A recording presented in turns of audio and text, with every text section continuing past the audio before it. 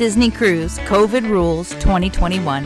What you must do before you sail. Hi everybody, welcome back. This is Ann with some more of your Disneys. Today we're going to talk about what you need to do for the COVID rules before you sail. I actually had this video prepared to go up yesterday, September 2nd. When I got up in the morning, as did many of you, I discovered that Disney had made some updates. So I'm going to leave in the information as of the 25th and then just enhance upon it for what has changed for the 2nd. It's a lot of detail. You really should go to the Know Before You Go section on the website. It has it broken down very easily. I'm going to go over what is listed on their website. Make sure you double check this and triple check this. They can change this at any time. Okay, so I'm just going to go over a few generals first. The Disney Magic is back in operation, doing Magic at Sea in the UK. The Disney Dream is back in operation, doing visits to Castaway Cay in the Bahamas. The Disney Fantasy will resume sailing beginning September 11th with 4-night cruises from Port Canaveral.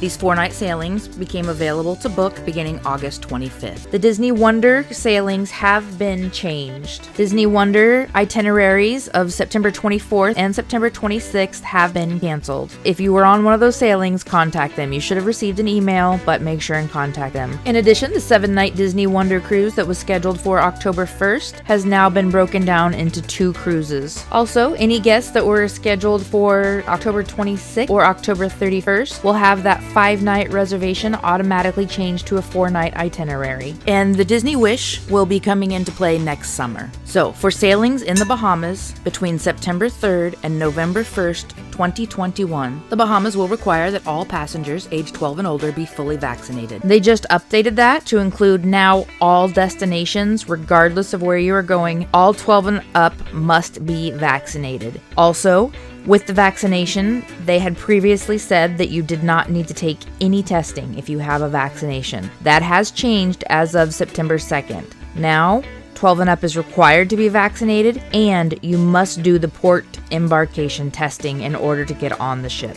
And that is until further notice. And if you happen to be going on that eastbound Panama Canal in November, nobody is allowed on the ship unless they're vaccinated. All guests must be vaccinated for that Panama Canal trip. The CDC considers people to be fully vaccinated 14 days after the final dose has been administered. Guests must provide proof of vaccination by uploading their vaccination card to the Safe Passage website, no later than 24 hours before sailing. Guests who choose not to provide proof of vaccination will not be permitted to board the ship. Guests under the age of 12 must still provide proof of a negative COVID-19 PCR test. Previously, it was 5 days to 24 hours before time that you could do your testing. That has changed. Now it is 3 days to 24 hours prior. It's a very tight window. They have information on there of where you can get your testing from, and they do recommend overnighting that because of the 3-day change. They will also be required to undergo a second PCR COVID-19 test administered by Inspire Diagnostics at the terminal prior to boarding. There's a lot of detail on their website about warnings, notices, who's allowed to sail. They have this entire Know Before You Go section that I definitely recommend you go look at. On the website, they will have pre-cruise checklist, before leaving home, embarkation day, on the ship, ports of call, and debarkation day. I would definitely go check that out. I'm going to get into 3 days and 24 hours before setting sail. I think these are the key points that a lot of people are really needing to know. Between 3 days and 24 hours before setting sail, all guests, adults and children, regardless of age, must take a pre-trip COVID-19 PCR test. This is the first of 2 tests required to set sail. The test should be a lab-based PCR test, not a rapid test. Guests may choose to provide proof of vaccination to be exempt from taking the pre-trip PCR test. You can upload your pre-trip PCR test results or proof of vaccination to the Safe Passage website by Inspire Diagnostics and ensure your account indicates those in your travel party are clear to arrive at the port. Parents and legal guardians must use their own accounts to submit test results or proof of vaccinations on behalf of their children prior to sailing. On embarkation day, all guests must complete the pre-trip health questionnaire. This will be available via the Disney Cruise Line Navigator app and online. And just a little note, make sure you download that Navigator app before you leave. It's got all of your details on it. Bring your port arrival form to the terminal. Take a PCR test at the terminal. This is the second of the PCR tests required to set sail. And again, in order to sail with Disney Cruise Line, everyone in your party that is age 12 and over must be vaccinated. And they also must get an embarkation test at the port. For details on what is required in order to set sail, please review their Know Before You Go information.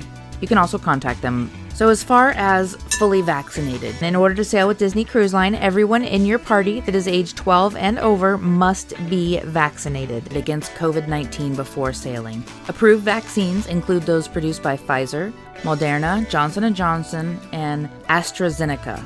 In accordance with guidance from the CDC, guests who have received one single dose of a vector vaccine, example AstraZeneca, and one single dose of a mRNA vaccine, examples Pfizer or Moderna, will not be considered fully vaccinated.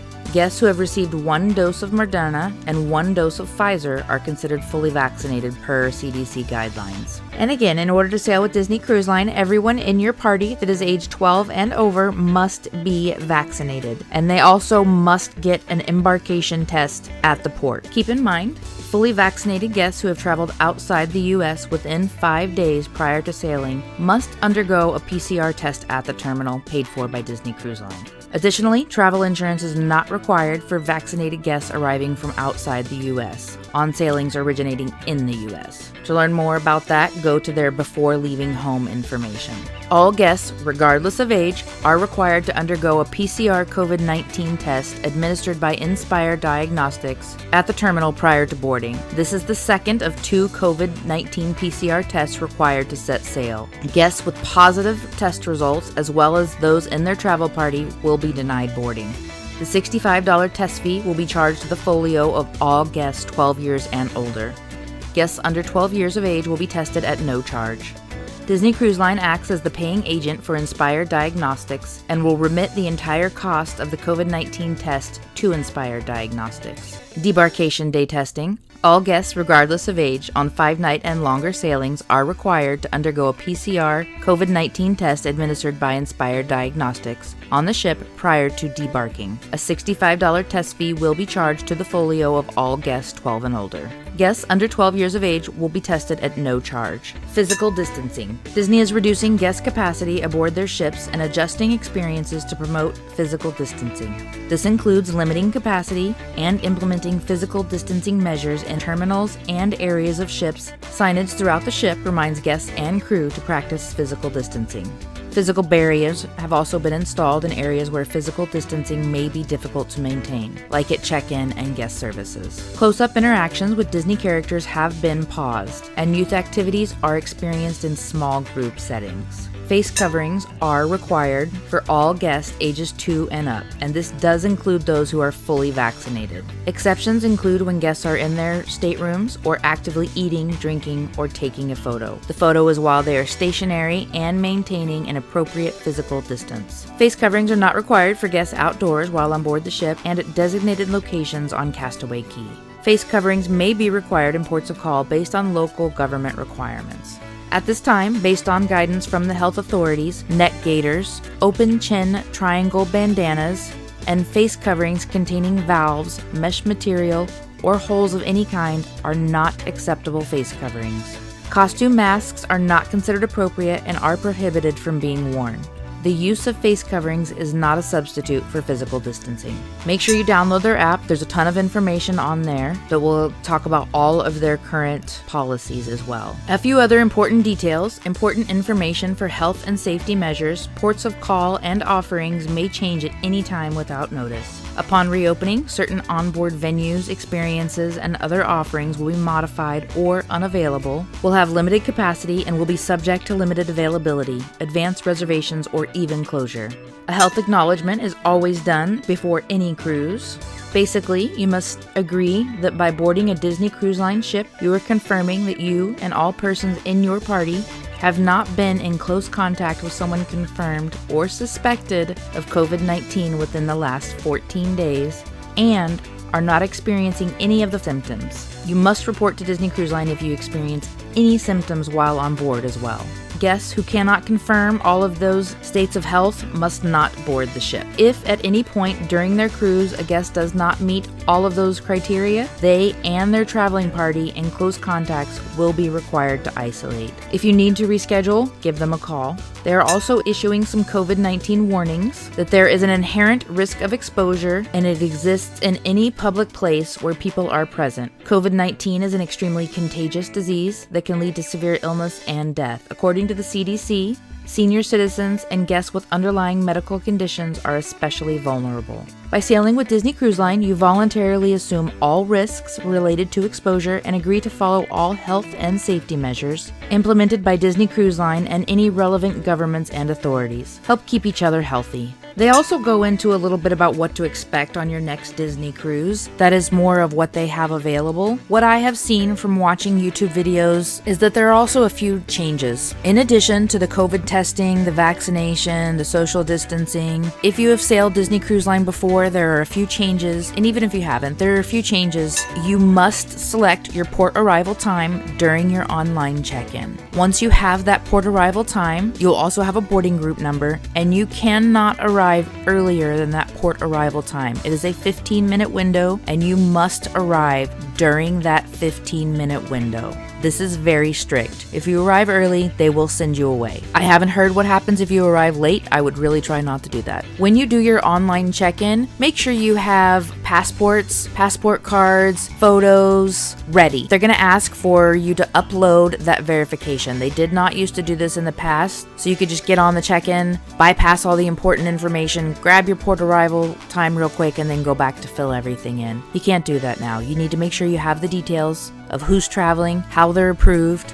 We didn't actually need the vaccination card at that moment, I don't think. It was late at night, so I don't remember. But anyway, 12 a.m. Eastern Standard Time on your check-in date, 30 days prior, go in and select your port arrival time as early as you can. It just lets you have a little more time on the ship. So once you get there and you have taken your tests, you have uploaded your vaccine information, whatever the appropriate protocol is for you and your family, and you are ready to board the ship, they will take you on board and you will be announced, as they usually do. In the past, they had a sail away party. You could get on the ship and go do what you want.